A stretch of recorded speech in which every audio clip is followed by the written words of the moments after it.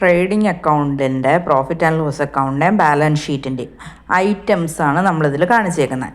അപ്പോൾ നമ്മുടെ trading account debit സൈഡിൽ ഏതൊക്കെ ഐറ്റംസ് വരും എന്നുള്ളതാണ് ആദ്യം കൊടുത്തേക്കുന്നത്. അപ്പോൾ മാക്സിമം ഐറ്റംസിൻ്റെ ലിസ്റ്റ് ഉണ്ട് ഇതിനപ്പുറത്തേക്ക് ഐറ്റംസ് വരാൻ ചാൻസ് കുറവാണ്. ഇനി നമ്മൾ ട്രേഡിംഗ് അക്കൗണ്ട് ക്രെഡിറ്റ് സൈഡിൽ വരുന്ന ഐറ്റംസ് ഇവിടെയുണ്ട്. Sales, less returns, closing stock, പിന്നെ അതാണ് മെയിനായിട്ട് വരുന്നത്. ബാക്കിയൊക്കെ റെയർ കേസിലേ വരാറുള്ളൂ. പിന്നെ profit and loss account debit സൈഡിലും ക്രെഡിറ്റ് സൈഡിലും വരുന്ന ഐറ്റംസ്. യൂഷ്വലി നമുക്കറിയാം നമ്മുടെ ട്രേഡിംഗ് അക്കൗണ്ടിൽ ഡെബിറ്റ് സൈഡിൽ ഡയറക്റ്റ് എക്സ്പെൻസസും ട്രേഡിംഗ് അക്കൗണ്ട് ക്രെഡിറ്റ് സൈഡിൽ ഡയറക്റ്റ് ഇൻകവും ആണ് വരുന്നത്. പക്ഷേ പ്രോഫിറ്റ് ആൻഡ് ലോസ് അക്കൗണ്ടിലോട്ട് വരുമ്പോൾ profit and loss account debit സൈഡിൽ വരുന്നത് ഇൻഡയറക്റ്റ് ആയിട്ടുള്ള എക്സ്പെൻസസ് ആണ്. ഓഫീസ് ആൻഡ് അഡ്മിനിസ്ട്രേഷനായിട്ട് ബന്ധപ്പെട്ടത്, സെല്ലിംഗ് ആൻഡ് ഡിസ്ട്രിബ്യൂഷനുമായിട്ട് ബന്ധപ്പെട്ടത്, നമ്മളെ ഫിനാൻസ് എക്സ്പെൻസ് ആയിട്ടുള്ള interest, bank charges, repairs and maintenance, depreciation, loss, ഇതെല്ലാം profit and loss account debit സൈഡിലാണ് വരുന്നത്. ഇതെല്ലാം ഇൻഡയറക്റ്റ് എക്സ്പെൻസസ് ആണ്. അതുപോലെ നമ്മുടെ ഓർഗനൈസേഷന് വരുന്ന ഇൻകംസ്, അതായത് സെയിൽസ് അല്ലാതെ വരുന്ന ഇൻകംസ്, ഇൻഡയറക്റ്റ് ആയിട്ടുള്ള ഇൻകംസ് എല്ലാം നമ്മൾ profit and loss account credit സൈഡിലാണ് എഴുതുന്നത്.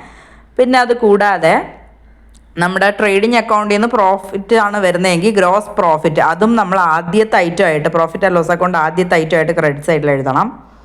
പിന്നെ ബാലൻസ് ഷീറ്റിൽ മെയിനായിട്ട് നമ്മൾ അസറ്റ് സൈഡും ലയബിലിറ്റി സൈഡും ഉള്ളത്, രണ്ട് സൈഡ്. ഓക്കെ, ഡെബിറ്റും ക്രെഡിറ്റും ഇല്ല ബാലൻസ് ഷീറ്റിന്, അസറ്റ് സൈഡും ലയബിലിറ്റി സൈഡും ഉള്ളത്. അപ്പോൾ അസറ്റ് സൈഡിൽ non current assets, land and building, plant and machinery, furniture and fixtures, current assets ആണെങ്കിൽ നമ്മൾ വിത്തിൻ 1 ഇയറിൽ നമുക്കത് സെയിൽ ചെയ്ത് ക്യാഷാക്കി മാറ്റാൻ പറ്റുന്ന അസറ്റുകളാണ്. Closing stock, sundry debtors, bills receivable, cash in hand, അങ്ങനെയൊക്കെ. പിന്നെ ഫിക്റ്റീഷ്യസ് അസറ്റ്സ് അധികം നമുക്ക് വരാറില്ല.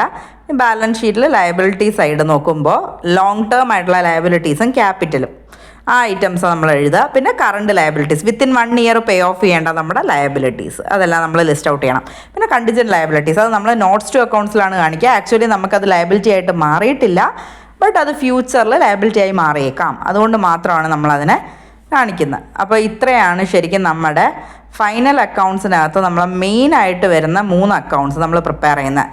അതിനകത്ത് വരുന്ന ഐറ്റംസാണ് ഈ പറഞ്ഞേക്കുന്നത്. ട്രേഡിംഗ് അക്കൗണ്ടിൽ debit side, credit side, profit and loss അക്കൗണ്ടിൽ ഡെബിറ്റ് സൈഡ്, ക്രെഡിറ്റ് സൈഡ് എന്തൊക്കെ ഐറ്റംസ് വരും, ബാലൻസ് ഷീറ്റിൽ അസറ്റ് സൈഡ്, ലയബിലിറ്റി സൈഡ് എന്തൊക്കെ ഐറ്റംസാണ് വരുന്നത്. ഓക്കെ.